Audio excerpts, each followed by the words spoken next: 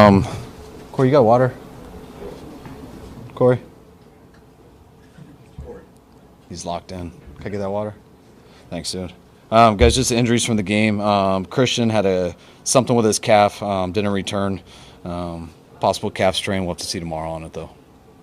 Did you get a chance to watch the end of that Cardinals? Yes, that's why we're late in here. It was awesome. Didn't want to really try to not pay attention to it. Didn't want to get our hearts broke, but we did right there at the end, and they pulled it out. It was pretty cool to see. The big concern is Christian's.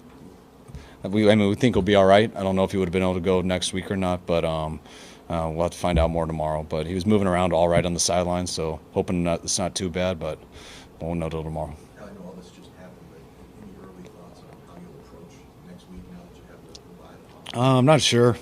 I really didn't think about it. We were just focused on this. We'll definitely try to rest some guys. But, I mean, you can't rest everybody. It's too hard. I mean, you don't have enough players, so we got to fill the team without a doubt. But and we're going to have a big week of practice. You know, I still think there's lots of things we got to obviously get a lot better at. And the only way you do that is playing football and practicing football. So we'll have a big Wednesday, Thursday, Friday, figure out our roster as the week goes and decide what we'll do for Sunday. How important is it for your team right now to have that extra time where you have the luxury of making that decision? It's huge. These last couple of weeks, we've been a little banged up. There's been a couple positions that we've been getting real thin at. Guys had to push through at a number of spots, and some of those guys are doing that. Hopefully, this will help them out. How did Elijah Mitchell let you step in?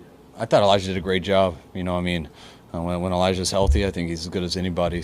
He's been working to come back. He was close to last week, and has had a real good week this week, and he was ready for the moment. And then when Christian went down, he just came in and took over. So I thought he did a real good job. Mooney's interception kind of, I guess, turned the game a little bit. It was still competitive. How big was that, and was that just another example of having a pretty special year? Yeah, he's had a hell of a year. It was a big. I thought it was a good call by Steve, calling zero.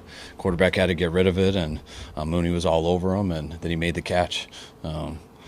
Wish they would have blown it earlier because watched him use a lot of effort, but it was cool to watch him almost score. I wasn't sure if he was down or not, but he's been playing his ass off for a little bit now and keeps getting better. On the ensuing possession, how you guys marched down the field, Buckhead, deep, and then just your view of the touchdown play where he reverses field and points out you to a good spot. I was a little nervous at first. Saw him running around, and I just wanted to make sure we didn't lose yards or anything like that because I thought we were at least in field goal range.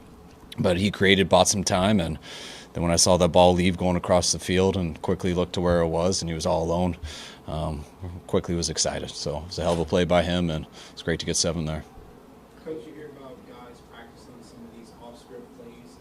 Is there any emphasis with Brock during practice that you guys practice?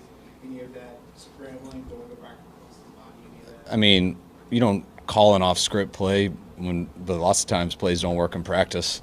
And when they don't work, the quarterback breaks the pocket, and you just have rules and stuff. I'm coaching guys on how they distribute the field.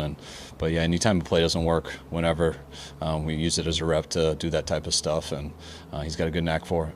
Brock is pretty stoic, and you talked about not liking to talk or being tired of talking about the interceptions last week. But did he show you anything, or how did you like the way he bounced back today? I mean, it's not that I don't mind talking about football. It's hard to keep trying to come up with things to say when there's 4 clips and each one of them is different, so it's just a simple football play. And then I think it's real tough when someone does that and it's about football, and then he's got to answer questions all week about how his mental state is, how everything is. It's just how the world works, and it's just a football game. He studied his tail off all week, practiced well, knew some of the reasons he made some mistakes in the game before, and just treated like any other week. And I think it's good to get out there, and didn't have any picks today, which I think would be good to not have to answer questions on those.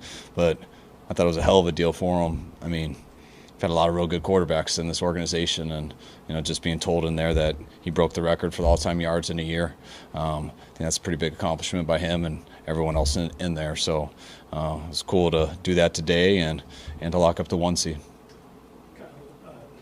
You guys, obviously, tough loss on Monday cross-country flight. What does it say about what you guys have built here over the last couple of years to just be able to handle all that adversity you were talking about with Purdy, and then, again, the short week-long flight, all that, and then finally locking it up? I was real proud of the guys today because it was a tough week. I mean, I think it was more about the emotions of last week. Whenever you have a big game like that, and it's so exciting to play on Christmas in front of everyone. The two teams with the records, and it's just the emotions for everybody was huge. And then you're tired from that. It takes a while to get everyone back going again, not just physically but also mentally.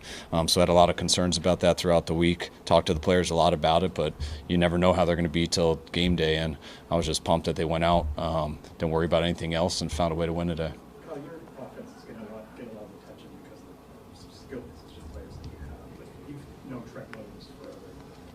How important is he to what you guys do, and what's the development you've seen in him? I mean, it's tough to win without a left tackle you can trust, and it helps you win when probably have the best left tackle ever. He's a guy that we don't have to worry about. He's a guy that makes plays for us too.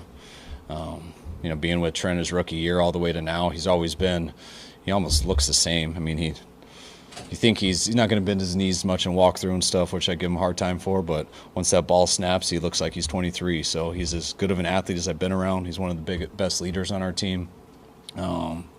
Football is very important to Trent, and he really enjoys playing. He really enjoys studying it, and I just feel very fortunate to have him on our team, and I can't say enough about Trent.